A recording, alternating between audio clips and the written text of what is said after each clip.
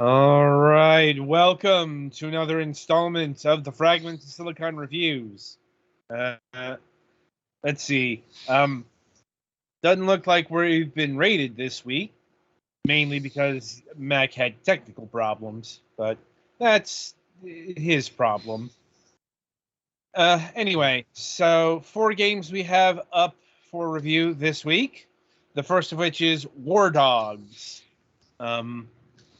And Red's Return. WarDogs is not a game you'd really get a sense of what is from its title, mainly because it's all referring to internal stuff. But let me go through the spiel here. WarDogs Red Return. After a catastrophic plague nearly wiped out the world, the remnants of humanity turned to gene splicing in order to survive. Unrecognizable, humans now strive to recover in the few settlements that still exist. Dwelling on the outskirts of a technological paradise, the rejects of their society live under the rule of the many gangs that control the suburbs. Among them is Red, a young fighter coming back home after spending a year away, only to find it immersed in conflict. After meeting back with some old friends, he needs to find whoever is responsible for the chaos and put a stop to their plans before it's too late. Mainly by punching. A lot of punching. Because this is billing itself as a 2D, 5D retro beat 'em up style inspired by the classics of the genre. And I'll say right now that it's more mechanically inspired than anything else. Granted, we're using trailer footage here, but you can see that the graphical styling is a bit different than a lot of retro styled games that we get these days. Certainly, it looks like it has at least one more dimension than most of them. Or yeah. Honestly, like this, this is kind of a. I know this is going to sound strange, but bear with me here. This is kind of a throwback in the terms of retro revival genre or movement. I'm not exactly sure what word to use here, but this reminds me of some game that would have been put out on the Xbox Live Arcade back in the day, in the sense that if you go back to the days when the Xbox 360 and the PlayStation 3 ruled the roost, legitimate retro revivals, they didn't typically use pixel art. They didn't really go for the, go for the like we got to recreate the actual look of the NES or the Genesis or Commodore 64. No, it's like we'll have the look of the game, but it's going to be in like modern day, albeit quote unquote cheap downloadable 2D or by way of 3D graphics.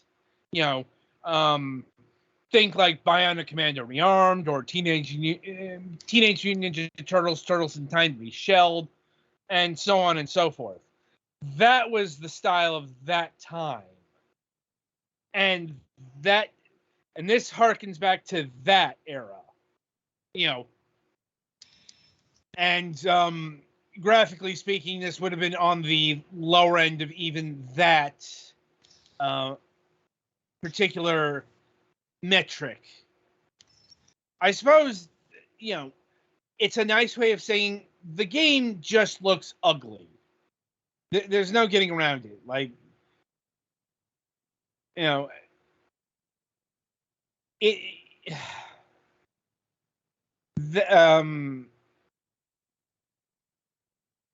it looks like a cheap downloadable game for the Xbox 360. No getting around that. But ironically, that actually gives it a bit more of a personality in today's world, where so many brawlers, so many of these kinds of games are going for various levels of retro aesthetics. Mhm. So just kind of stumbled in there. In terms of like its overall aesthetics, outside of having the animal people thing, yeah, the levels are pretty generic, but that's kind of what happens when you go for generic cityscapes for the most part. Not every level is like that, but a good chunk of them, it's like it's inner city hellscape, and that doesn't look too distinct from game to game on its own. Thankfully, the actual mechanics fare much better. As this is a competent brawler, I wouldn't go much higher than that. Um, like this isn't the next, say, Castle Crashers and anything like that, but it's definitely deeper than some of the games it was based off of. But not too. It's like you got punches, you got kicks, you got the 3-hit combo in various variations thereof. You've got 2 charge moves. Let's see, if you hit the left bumper or the Y button, you'll do a charge move, and they do have cooldown periods. And you do have a meter that builds up to rage attacks. When it's filled, you can use in conjunction with, one of the, like, it's the A, B, or Y button to unleash a powerful attack. And you're going to need to do this, as since it's a brawler, the numbers game is going to rack up on you pretty quickly. That being said, this game does commit a cardinal sin for the genre. Like, that is, it is a single player only game. Yeah, a lot of these games are well known for being good for multiple players. Mm-hmm. And I couldn't tell you why it's just one player. Like, maybe it was storyline focused, because it does center on Red, but I'm like, it's not like he's alone. Like, you could have put his girlfriend or his little, his little adopted brother, let's say,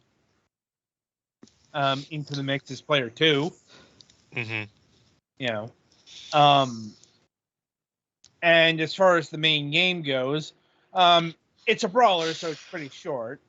Like, took me like maybe I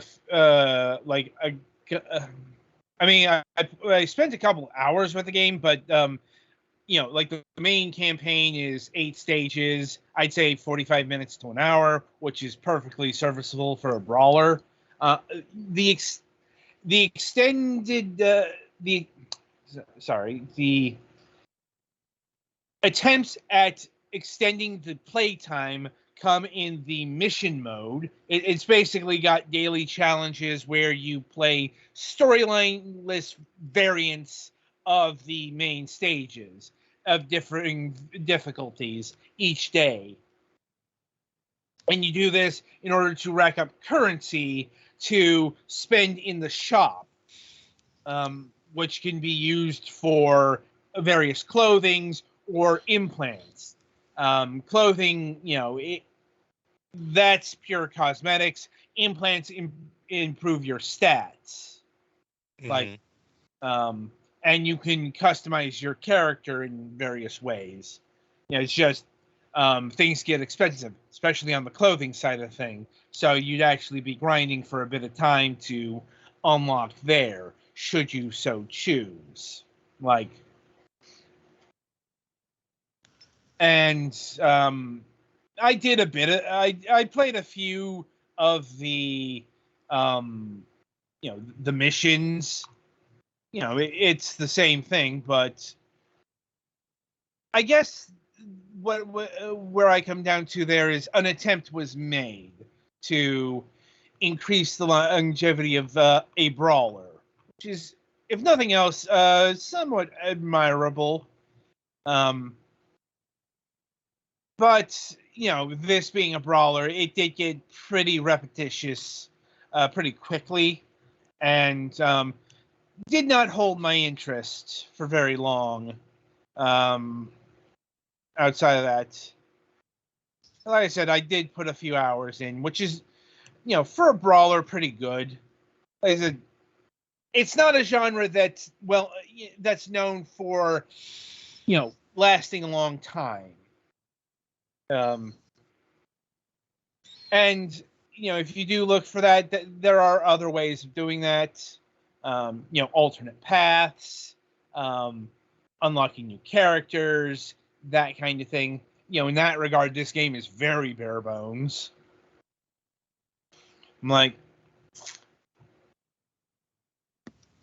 And I'm trying to remember any of the music, and I'm coming up blank here. In fact, I suppose it's worth noting that this game doesn't have a soundtrack available for it. But as far as pricing goes, I think this is pretty appropriately priced, as the game is clocking in at $3.99, $4. Yeah, that's a perfectly good price for, especially a single-player brawling game. I gotta admit, that's the part I do have a problem getting over here, because I'm like, it's one of those kind of standard things for the genre, but it's not here. That being said, this is a fairly cheap, but it's a solid affair. Just, I definitely played better indie retro revival brawlers.